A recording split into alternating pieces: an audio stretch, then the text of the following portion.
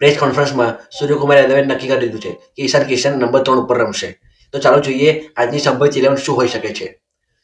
ઓપનિંગમાં અભિષેક શર્મા અને સંજુ સેમસન, જે ધમાકેદાર શરૂઆત માટે ઓળખાય છે.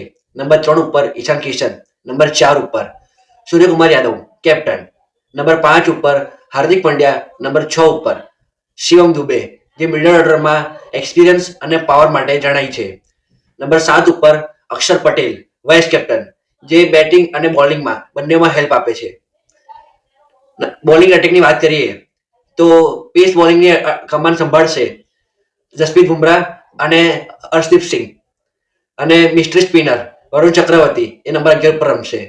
ક્વેશ્ચન એક છે કે નંબર 8 ઉપર, કારણ કે આપણે જોયું છે કે નંબર 8 ઉપર ટીમ ઇન્ડિયાને બોલિંગ બી જોઈએ છે અને એક બેટ્સમેન બી જોઈએ છે. તો એમાં 3 વિકલ્પ છે: રિંકુ સિંઘ, હર્ષિત રાણા અને કુલદીપ યાદવ. આ 3માંથી કોને મોકો મળશે એ આજની પીચ અને આજની કન્ડિશન ઉપર ડિસાઇડ થશે.